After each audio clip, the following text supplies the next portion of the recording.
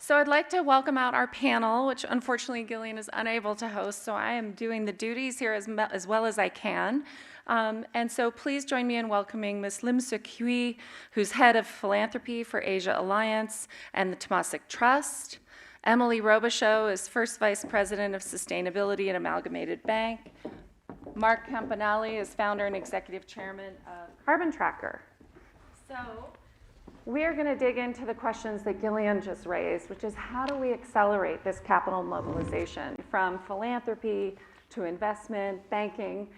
And so I wanted to start with Ms. Lim about Temasek Trust and share with us Temasek Trust's focus, priorities. Temasek is based in Singapore, works all over Asia, and it's really driving a philanthropic revolution and leadership, including with a strong focus on climate change. Thank you. Thanks, Amy. I wanted to start by saying good morning, everyone. And I wanted to thank Sun Valley and Amy for the invitation and for your warm hospitality. This is a wonderful event in a magnificent setting. Yeah. And it's been great just meeting everyone and learning from everyone.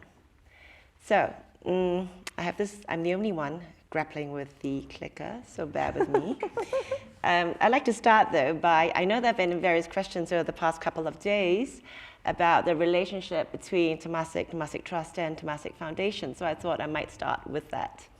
Temasek is quite easy, actually. Temasek Trust is the philanthropic arm of Temasek, the global investor. Temasek Foundation is the main beneficiary of Temasek Trust's endowments and its program delivery arm. So for us, there is no doubt climate action requires the collective resolve of governments, businesses, and philanthropies. Let me share some of the projects we're involved in. In all of them, we've had partners, and because we believe there's no more silos, going in different directions, no more going it alone. So Temasek Foundation's programs are driven by three strategic, let's see if this works now, three strategic thrusts. There's what we call CARES, which is strengthening social resilience and uplifting lives with a focus on the vulnerable.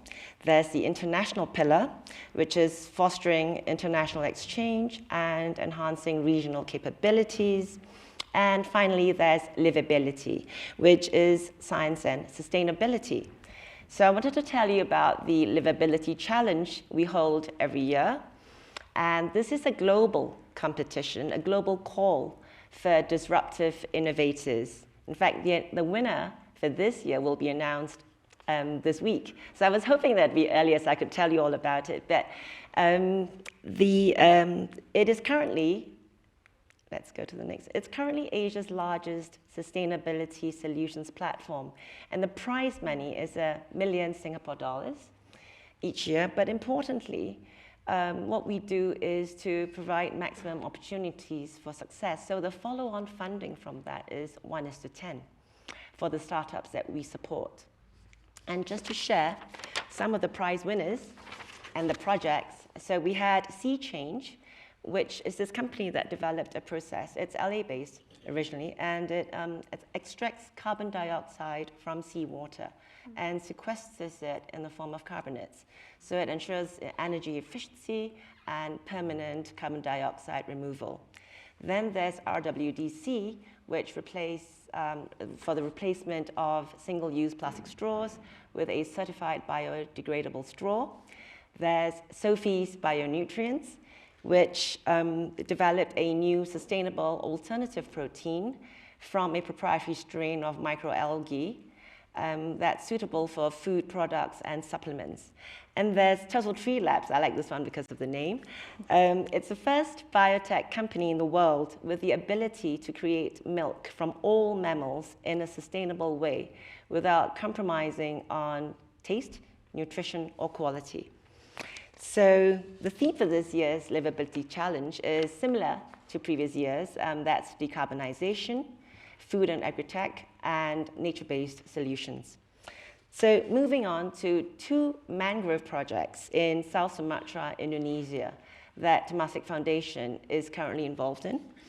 And Why mangroves? Because mangrove ecosystems are really good for the environment. They store high density of carbon, 4 to 5 times that of land-based forests. They're great for coastal protection. An extreme example being the 2004 tsunami, where the damage to areas buffered by coastal forests was strikingly less than areas devoid of tree vegetation. They're also great for marine biodiversity, including many species of commercial fish, so they in turn support community livelihoods.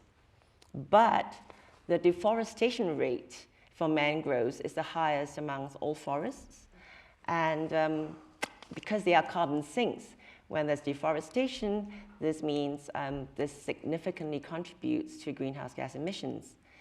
So we've lost 50% of global mangrove systems, and there are, too few conservation and restoration projects that are just too small and fragmented to make a difference.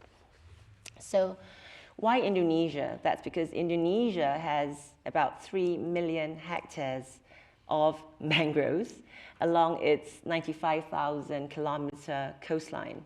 And that's roughly a quarter of the world's mangrove ecosystems. So on top of mangrove conservation and restoration, this project seeks to promote sustainable livelihoods through climate-smart aquaculture. And our co-partners in the two projects are Indonesian nonprofits, an Indonesian corporate, and UBS Optimus Foundation, who co-founded one of them with Temasek Foundation. I'd like to talk now about the inaugural Philanthropy Asia Summit that was organized last year by Temasek Foundation with the support of key partners in November 2021.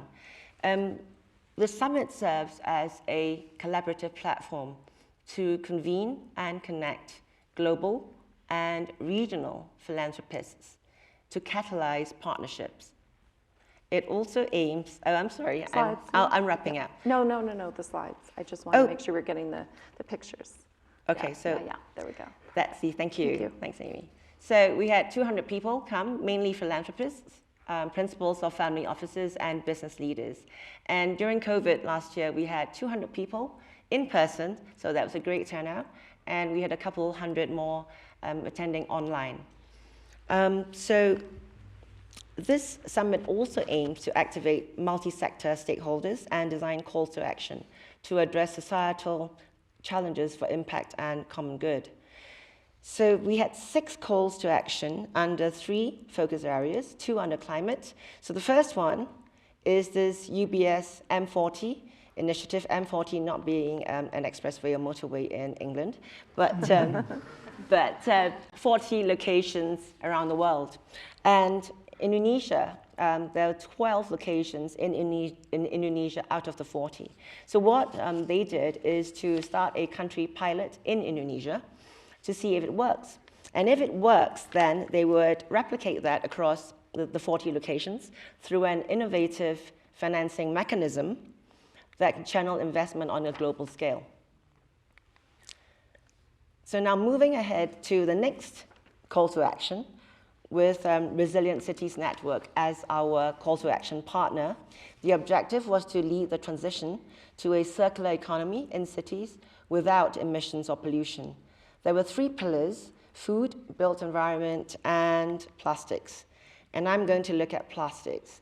So 11 million tons of plastic enter our oceans every year. 81% of global plastic leaks from Asia.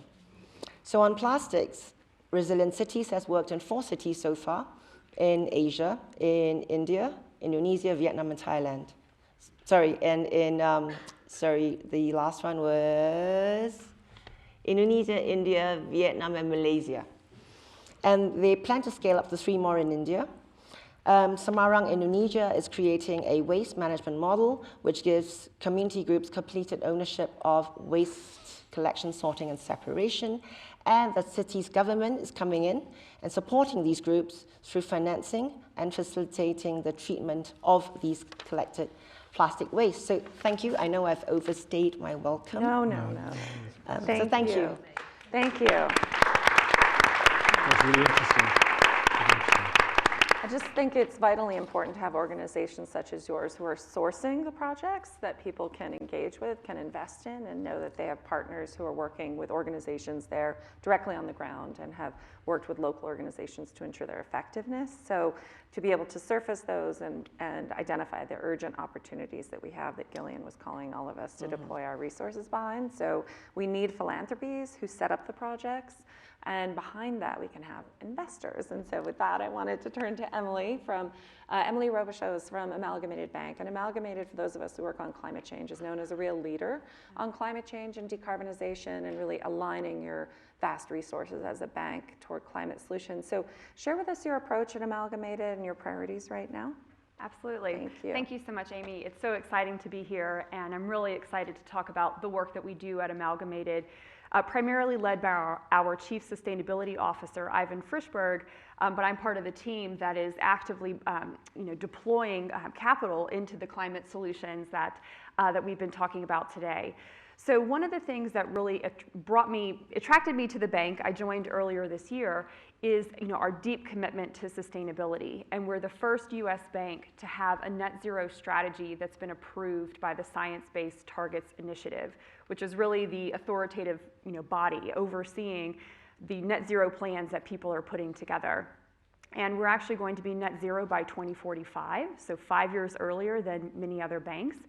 And the foundation of our plan and our strategy, again, it's science-based, so it's really rooted in the reality of what we need to do to decarbonize and keep the world in a livable state. We also, importantly, we include the Scope 3 financed emissions. Oftentimes, banks want to say, oh, well, if we lend to this company, any emissions that they produce are their responsibility. But that's something that we take responsibility for because we see our role as a finance provider being really integrated within the overall systems that we're working within.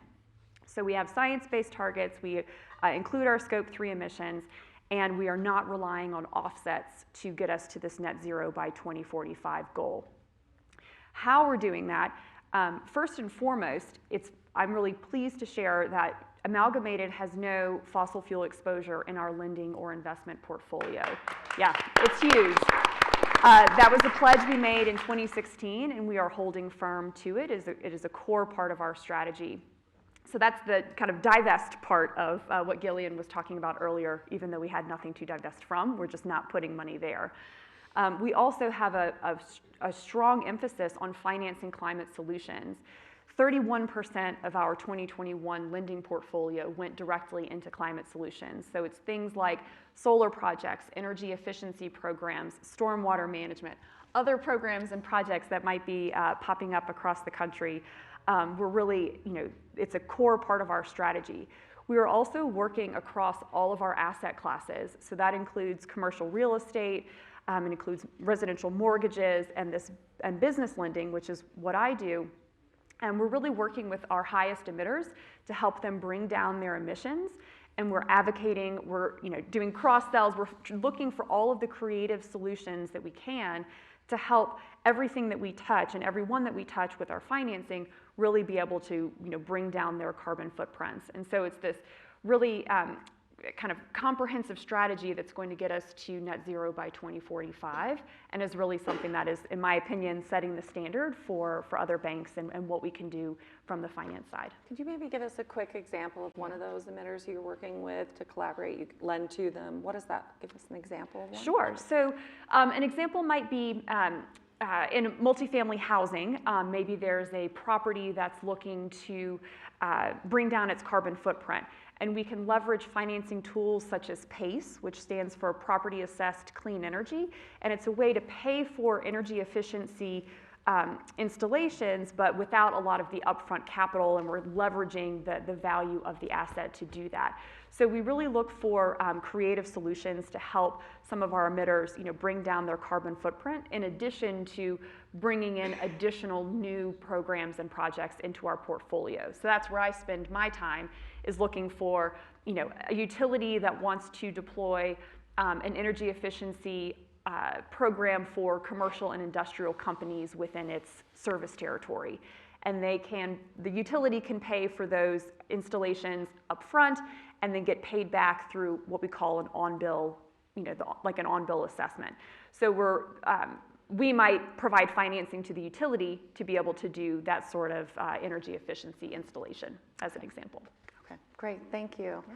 Mark, you spoke to us yesterday and really showed us the scope and the urgency and the potential. So what are we missing here? Gillian really put a charge to us of how do we accelerate the capital reallocation. It's really a massive capital reallocation. So what are we missing? Where can we fill in beyond what we heard from philanthropy, from banking?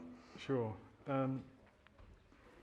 We spent 200 years building an industrial system globally built on fossil fuels. It runs all the way through the economic system: aviation, shipping, cement, steel, construction, power. And because of that, we've built up a financial system over that 200 years which sits on top of this high carbon. And yet somehow, if we believe in the science, and I believe in the science, we've got to figure out how we're going to cut emissions by 50% within a decade. That means we've got to completely turn over the traditional ways of doing things, and we've got to rise to the challenge. Now, the good news in this is that the system that we're building, this clean energy system, is going to be cheaper and ultimately more reliable than the one that we've got today, which is we've got high volatility, we've got wars in the Ukraine, which a lot of it's around the battle over access to oil and gas into Europe, and we've got that commodity system which isn't good for consumers and isn't good for governments and isn't good for the planet. So we're going to build this new system. Now, the thing that's missing in this transformation is that the people who've built the old system don't want to let go for quite obvious reasons. I mean, you've got countries, it's not a coincidence that 7 or 8 out of the 10 largest sovereign wealth funds, their assets is built on oil and gas. That's not a coincidence that wealth is concentrated in the hands of the incumbency. So obviously there's a fight back, and you see that politically. You see that in messaging. The transition won't happen. It can't happen. And then the rest of us trying to fight that back. Now, the main problem that I see in the climate space is the COP, and we've seen each other at the COP, and you've got this discussion going on for 20 odd years, and yet the whole of the conference of the parties, the International Climate Agreement, is not based around talking about getting off of fossil fuels. Until last year, can we believe it? Fossil fuels were not mentioned in any of the climate outputs until Glasgow, when we managed to sneak in the phrase phasing down coal when it was originally phasing out coal. And that just goes to show the fight back. And so fossil fuels aren't mentioned. And yet we've got an economic system and a financial system, and huge kudos to Amalgamated Bank for your approach on funding, getting out of the funding fossil fuels. You've got all the major banks, JP Morgan, Citigroup, all the household names continuing to fund fossil fuel expansion. And the climate negotiations don't give us the right signals, in my view. So I'm a huge supporter of what we actually really need to do is have a global agreement to cut off the supply of fossil fuels that would take us above 1.5 degrees Celsius. And that we have a treaty between governments and nations that's binding on companies around how we produce fossil fuels. We're calling it the Fossil Fuel Non-Proliferation Treaty. It's been supported by 100 Nobel laureates. It's been supported by 1,000 parliamentarians around the world, including from the US. And if you go to fossilfueltreaty.org, you can see how civil society groups, particularly from the Global South, are mobilizing to try and get constraints on fossil fuel production. It's essential to dealing, in my view, with the climate crisis. I mean, the US, under the Trump administration, says the world needs our molecules of freedom, was how it was described. You remember their argument? Yes. And you've got this competition. The Canadians want to produce their fossil fuels, the Norwegians do, obviously countries in Africa do, and yet you've got this, all the countries want to produce more fossil fuels and at the same time reduce emissions. I'm sorry, the two don't go together. We've got to cut fossil fuel production whilst cutting emissions at the same time. So go ahead. If I could just add to that, I think that there's a really interesting role that we all can play in terms of turning that tap off, right, of all of the money that's flowing into fossil fuels. And just to talk a little bit about scale, and I'm going to read the numbers so I don't get them wrong. in the 6 years since the Paris Agreement, the world's 60 largest banks have funneled more than $4.6 trillion into fossil fuels. In 2021, that number was $742 billion. $742 billion is a massive amount. We don't have the carbon budget for this. We don't? There's absolutely no, from a scientific perspective, there's no support for this. And unfortunately, we know that a lot of this financing is coming from four American banks. It's a quarter, and this was cited by the Banking on Climate Chaos report, which was released about 6 to 8 weeks ago. So we definitely suggest that everyone take a look at that. But a quarter of the $4.6 trillion is coming from JP Morgan, Chase, Citi, Wells Fargo, and Bank of America. And the reason that I point this out is that we have an opportunity to green our financial supply chains. No one is stopping us from moving our money from these banks. The banks are using the deposits that they hold in order to lend to fossil fuel infrastructure.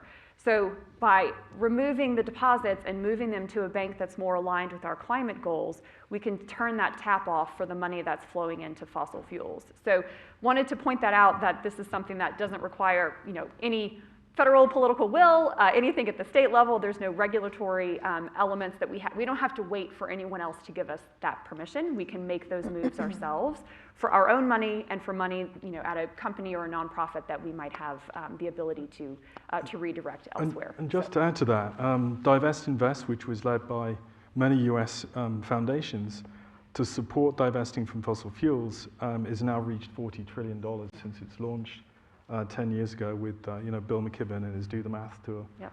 40 trillion, who would have thought that the world would have got that far? But so much more needs to be done.